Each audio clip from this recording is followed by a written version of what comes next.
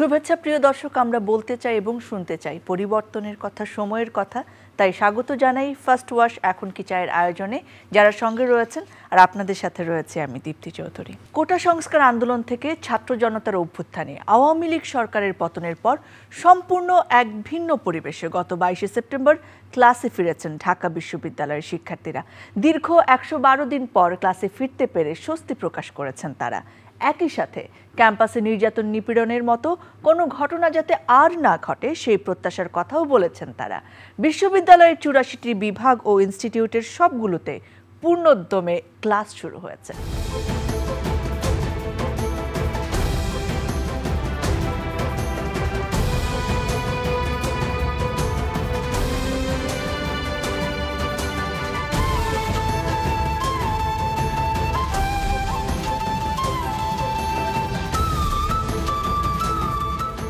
প্রিয় দর্শক, আমাদের আজকের বিষয় চাই শঙ্কা ও ভীতিমুক্ত প্রাণময় ক্যাম্পাস।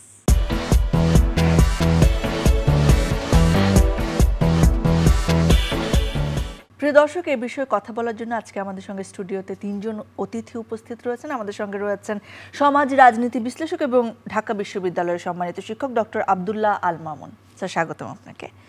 দর্শক, আমাদের সঙ্গে রয়েছেন বৈষম্য বিরোধী ছাত্র আন্দোলনের অন্যতম সমন্বয়ক আব্দুল কাদের। স্বাগতম। আমাদের সঙ্গে রয়েছেন চ্যানেল আইয়ের বিশেষ প্রতিনিধি মুস্তাফা মল্লিক। স্বাগতম।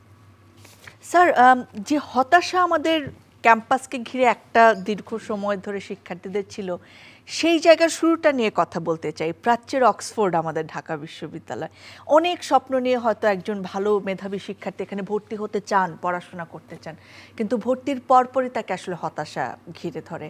হলে সিট পাওয়ার সময় মেরুদণ্ড বিক্রি থেকে শুরু করে নিজের আদর্শ সব কিছুকে ভুলে গিয়ে একটা ভীতির ক্যাম্পাসে। কখন আসলে আমাদের ক্যাম্পাসগুলো, সব ক্যাম্পাসের অবস্থা আসলে একরকম, যদি স্পেসিফিক্যালি ঢাকা বিশ্ববিদ্যালয় আপনার ক্যাম্পাসের কথা বলি, কবে থেকে আসলে এটি শুরু হলো? দেখুন, স্বাধীনতা পরবর্তী বাংলাদেশে আমরা জানি যে জাসদ এবং ছাত্রলীগের যে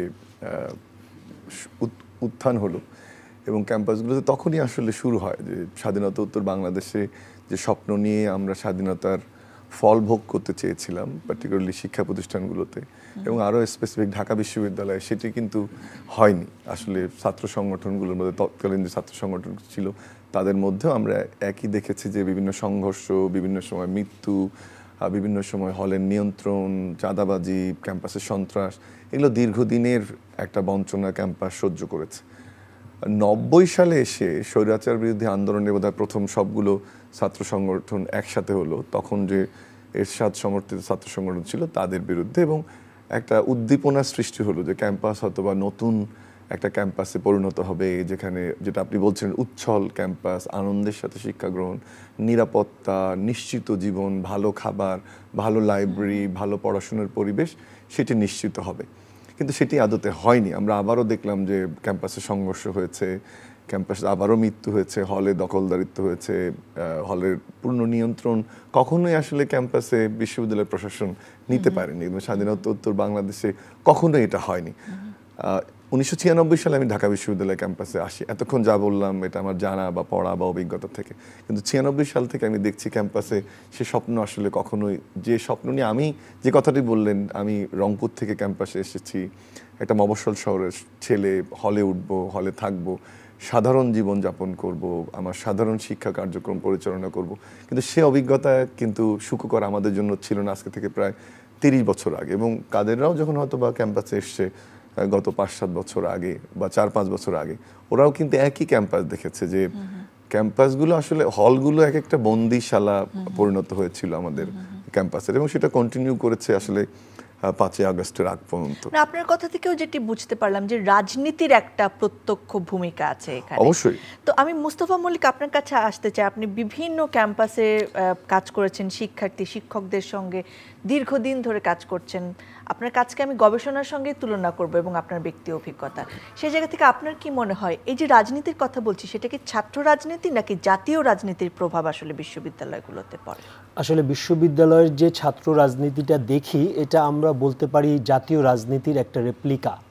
একটা ছোট্ট একটা জায়গা। অর্থাৎ জাতীয় রাজনীতিতে আমরা এর আগে দেখে এসেছি তারা যখন বলে যে নোবেল পুরস্কার পাওয়া যাবে কি যাবে না, ঠিক আমরা দেখি যে সেই জাতীয় রাজনীতির যারা শিক্ষক সংগঠন আছেন ঠিক তাদের মুখেও একই বিবৃতি। এবং মানে খুবই দুঃখের ব্যাপার হচ্ছে যে যারা ছাত্র রাজনীতি করছেন তাদের মুখেও সেই একই বিবৃতি। অর্থাৎ ওই জায়গাটাই কিন্তু আমরা একটু আশা করতেই পারতাম যে না, তারা আসলে জাতীয় রাজনীতিকে সংশোধন করে দেবেন, কারণ বিশ্ববিদ্যালয়গুলো থেকেই তো আসলে একটা সময় এসব নেতৃত্বের উত্থান ঘটেছে। তো আমরা দেখেছি যে আসলে গণমাধ্যমে লেজুর বৃত্তি শব্দটা খুব চলে, কিন্তু এর বাইরেও যদি আপনি অন্য কোনো শব্দ বলেন যে সুপার গ্লু, ঠিক লাগিয়ে দেয়া, যেমন অর্থাৎ ওখানে ঠিক যে ভাষায় কথা বলে এখানেও ঠিক সেই ভাষায় কথা বলে। এবং আপনি দেখবেন যে কোনো শিষ্টাচারও নাই। অর্থাৎ একজন জাতীয়, ধরুন একজন প্রধানমন্ত্রী বিরোধী দলীয় নেত্রীর সমালোচনা করছে, যে বিরোধী দলীয় নেত্রী আগে হয়তো প্রধানমন্ত্রী ছিলেন, অর্থাৎ একটা হয়তো সহ অবস্থান আমরা বলতে পারি। কিন্তু আপনি দেখেন একটা সেকেন্ড ইয়ারের ছেলে যার কিনা এখন রীতিমতো লাইব্রেরি এবং গবেষণায় থাকার ব্যস্ত, সে কিনা অপরাজেয় বাংলায় সেই বয়োজ্যেষ্ঠ ব্যক্তিকে নিয়েই একদম, আপনি যদি ভিডিও ফুটেজগুলো দেখেন, পত্রিকাগুলো পাশাপাশি করে রাখেন, কোনো ধরনের পরিমার্জন নাই। ঠিক এক নম্বর ব্যক্তিত্ব, রাজনৈতিক ব্যক্তিত্ব যে ভাষায় কথা বলেন, ওই ছাত্র সংগঠনের সেই ব্যক্তিটিও একই ভাষায় কথা বলছেন, যেটা আমরা আসলে কোনোভাবেই আশা করতে পারি না। এবং সেই জায়গায় আমরা একটা পয়েন্ট নিশ্চয় বলতেই পারি, যখন আসলে ক্যাম্পাসের ছাত্র রাজনীতিতে কে নেতৃত্ব থাকবে সেটাও যদি জাতীয় পর্যায় থেকে নির্ধারিত হয়, তাহলে তো সেই লেজুর বৃত্তিটা থেকেই যাবে, তাদেরকে তোষামোদের জায়গাটা থেকেই যাবে। এই জায়গাগুলো নিয়ে আমরা আরো ব্যাখ্যামূলক আলোচনা আজকে করব। তবে আব্দুল কাদের, আপনার কাছে জানতে চাই, এই যে হলে সিট একটা ব্যাপার, যে আমি বিশ্ববিদ্যালয়, যে বিশ্ববিদ্যালয়গুলোতে হল রয়েছে, বিশ্ববিদ্যালয়কে যদি উপভোগ করতে চাই, কিংবা কারোর জন্য হয়তো কোনো আশ্রয় নেইও আসলে হল ছাড়া, সেখানে একটি হলের সিট লাগবে। এবং হলের সিট তো আসলে দীর্ঘদিন ধরে রাজনৈতিক দলগুলোর আন্ডারেই ছিল। আসলে তাদের তোষামোদি না করলে, তাদের সাথে মিছিলে না গেলে, তাদের নিয়ে স্লোগান না দিলে আসলে সিট পাওয়া ভীষণ কঠিন ছিল। এই পরিবেশ পরিস্থিতিটা নিয়ে কি আপনি আমাদের জানাবেন?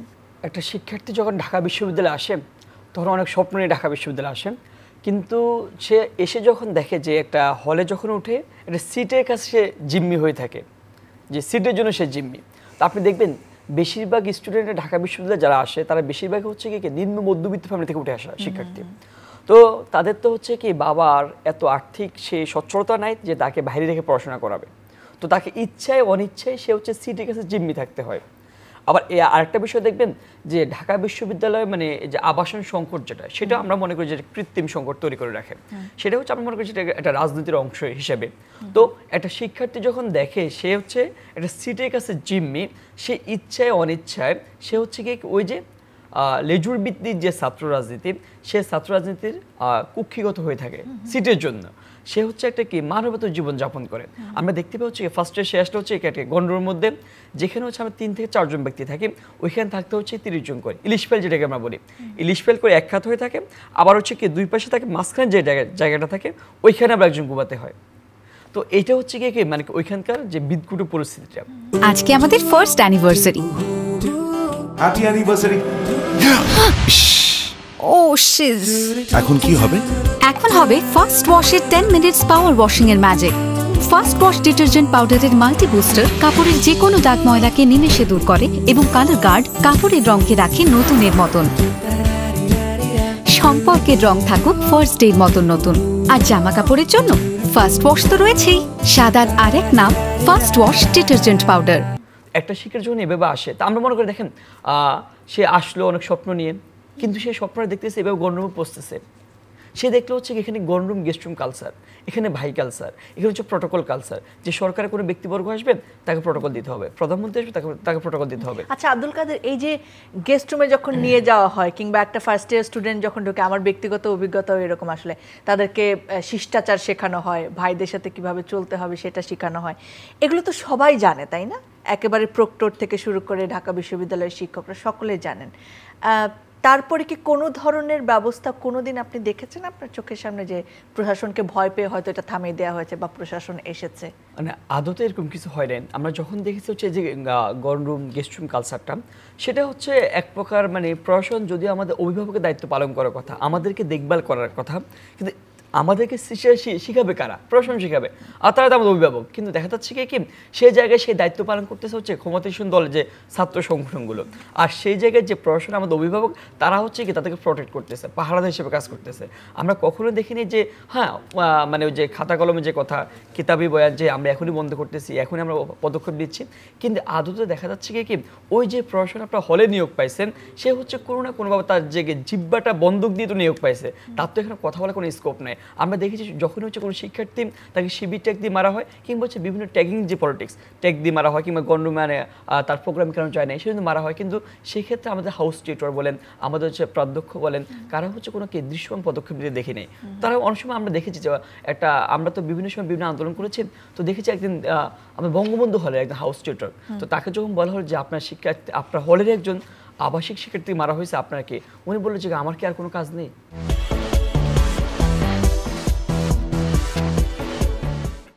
আমার তার অনেকগুলো কাজ আছে, আমি এতগুলো খবর কিভাবে নিব?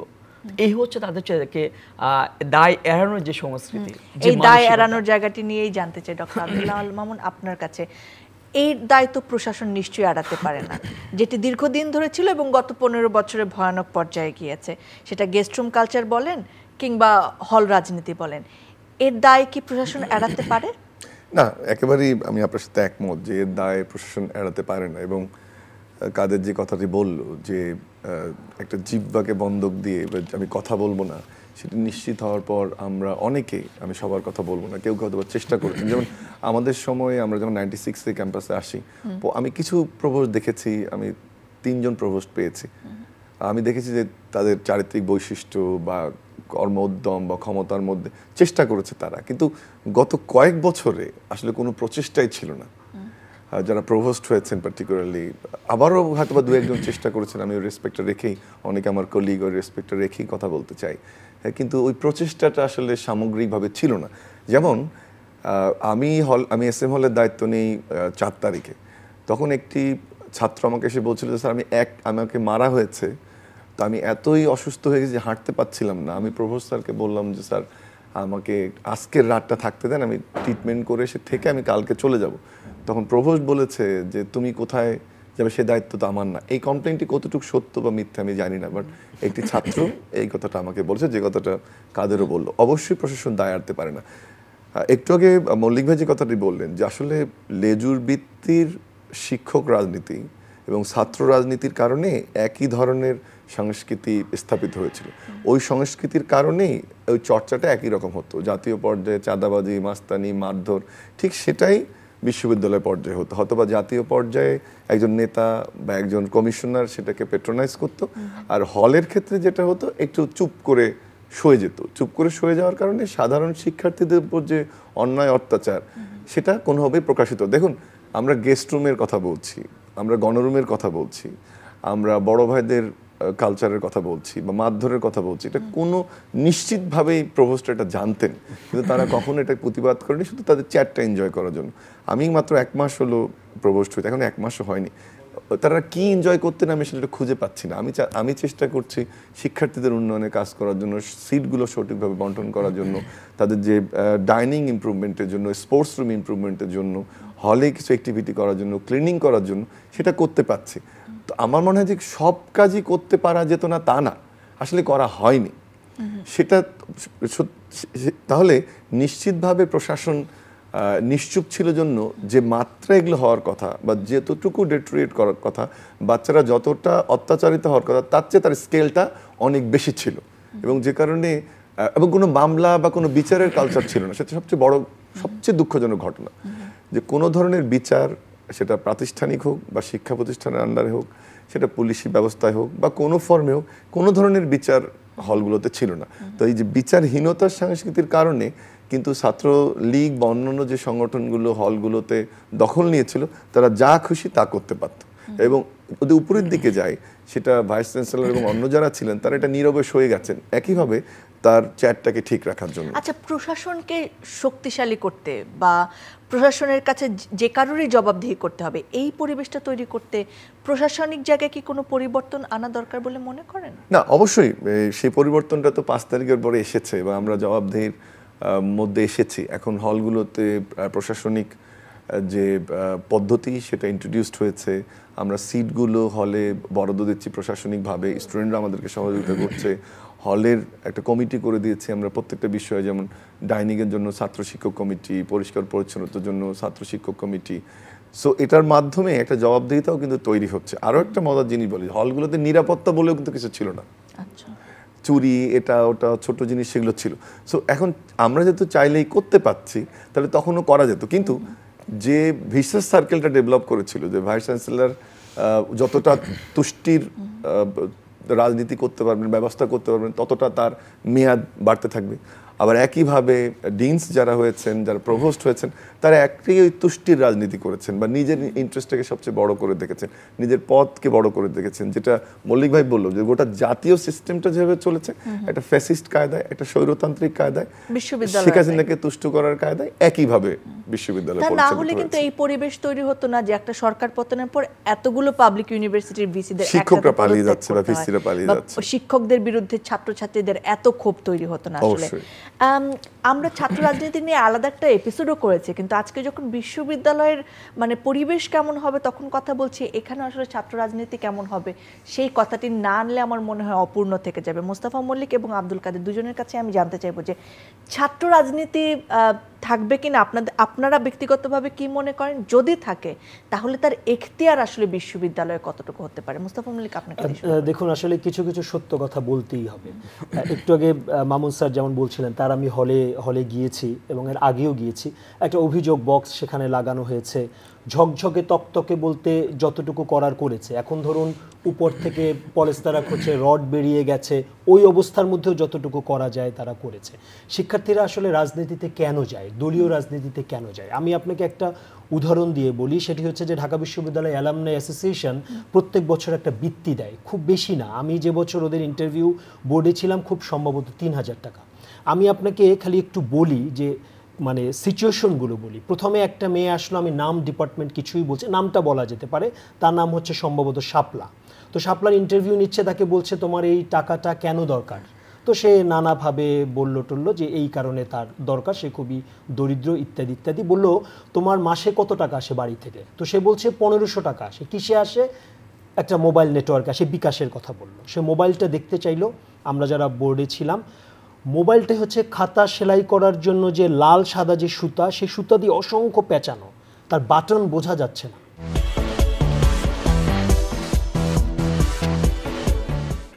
১৫০০ টাকা তার মাসে কিভাবে আসে? বাবা পাঠায় ১৪ তারিখের মধ্যে ৫০০ টাকা, তার এর পরের ২৫ তারিখের মধ্যে তার খালা পাঠায়, তার পরের মাসের ১৫ তারিখের মধ্যে তার আর এক চাচা পাঠায়। এই হচ্ছে তার অবস্থা। এনিওয়ে সে চলে গেল। এরপর আর একটা মেয়ে আসলো, সেই মেয়েটাকে বলা হলো আগে যে মেয়েটা এসেছিল তুমি তাকে চেনো? বলছে হ্যাঁ ম্যাম চিনি, তো আমার রুমমেট। তো তার আগে আগের মেয়েটাকে জিজ্ঞেস করা হয়েছিল যে তুমি কি করে আসলে এই টাকা দিয়ে তুমি ডাইনিংয়ে খাওয়া দাওয়া কি, বলে আল্লাহর রহমতে চলে যায়। তো পরবর্তী যে মেয়েটাকে আসলো, বললো আমার রুমমেট, বললো যে ও আসলে কিভাবে কি চলে। তো সে তখন বলছে যে ম্যাম ওকে আমি আসলে কখনো রাতে এবং সকালে খেতে দেখিনি, কখনো রাতে এবং সকালে খেতে দেখিনি, সেই মেয়েটা এক বেলাই খায়। পরবর্তী মেয়েটা বলছে যে যদি ওর তো মানে ১৫০০ টাকা আসে, যদি এর চেয়েও কারো কম আসে সেই যোগ্য।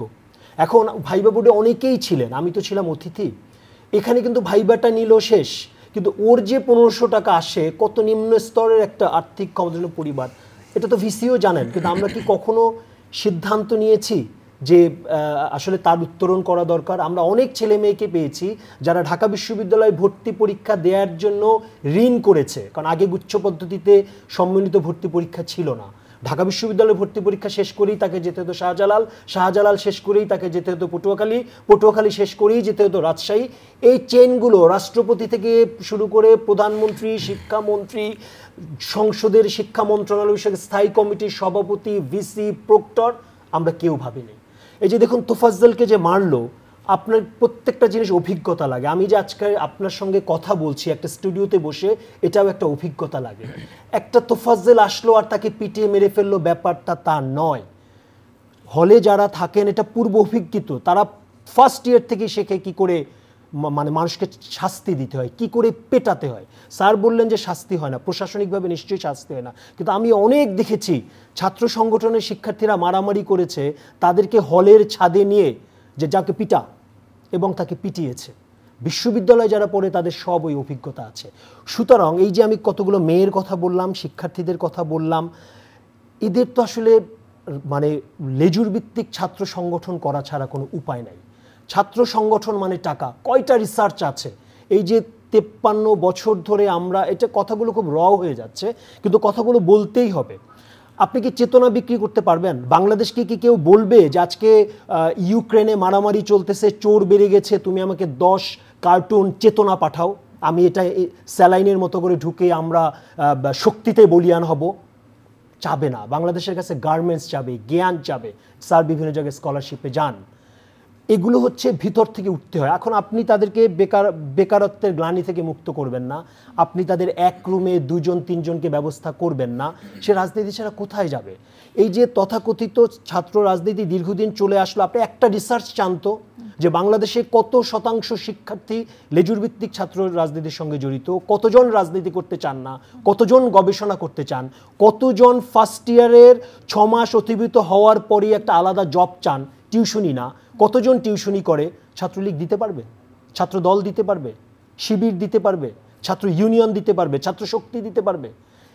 যার ফলে আমরা কি করি? মিছিলে যাই ছেলেরা মেয়েরা, কারণ হচ্ছে যে এর বাইরে তাদের অল্টারনেটিভ কোনো ওয়ে নাই। আপনি প্রশাসনিক সংস্কারের কথা বলছিলেন, এটা খুব জরুরি, খুব জরুরি। আমি যদি শিক্ষার্থী, যেমন যখন শিক্ষার্থীদের আন্দোলন চলছিল তখন কিন্তু জাহাঙ্গীরনগর বিশ্ববিদ্যালয়ের এক শিক্ষক দাঁড়িয়েছিলেন, আমরা এরকম কয়টা শিক্ষকের নাম বলতে পারবো? 10টা, 20টা, 30টা, কিন্তু সারা বাংলাদেশে পাবলিক বিশ্ববিদ্যালয়ে 15,000 শিক্ষক রয়েছেন, অন্তত 10,000 জন তো দাঁড়াতে পারতেন। এই পদত্যাগগুলো তো শিক্ষার্থীদের জন্য এটা ভীষণ হতাশার, এই অভিভাবকহীনতার যে একটা তাদের মনস্তাত্ত্বিকতায় ঢুকে গেছে, এটা নিশ্চয়ই আমাদের বেশ কিছু সময় ধরে ভুগতে হবে। এই পদত্যাগগুলো যদি পদত্যাগের মানে প্রধানমন্ত্রীর পদত্যাগের আগে যদি এই পদত্যাগ করতেন তাহলে 800 মানুষকে আমাদের হারাতে হয় না। বিবেক পদত্যাগ করে গেছে, সুতরাং সরকার নিজে নিজে পড়ে যেত। মোস্তফা মল্লিক, আপনি একটা চমৎকার প্রশ্ন উত্থাপন করলেন যে ছাত্র রাজনীতি ছাড়া আর কোথাও যাওয়ার জায়গা আছে কিনা, বা অন্য এমন কোনো সংগঠন আছে কিনা, অন্য এমন কোনো কাজ আছে কিনা যেটা বিশ্ববিদ্যালয়ের শিক্ষার্থীদেরকে একসাথে রাখতে সাহায্য করবে কিংবা লেজুর বৃত্তির থেকে দূরে রাখবে। এটা নিয়ে আব্দুল কাদের আপনি কি বলবেন? আপনার অভিজ্ঞতা কি বলে? আসলে ভাই যেটা বললো, আমি একটু 1 মিনিট বলি। বিষয়টা হচ্ছে ছাত্র রাজনীতি বলতে যে বয়াল চিত্রটা আমাদের চোখের সামনে বেশি ওঠে, সেটা হচ্ছে আপনার হলের মধ্যে জিম্মি করে রেখে গণরুমে থাকতে হয়। যার হচ্ছে দেখেন একটা গেস্ট রুম কালচার, ভাই কালচার, প্রোটোকল কালচার, এটার মধ্য দিয়ে যেতে হয় আর কি।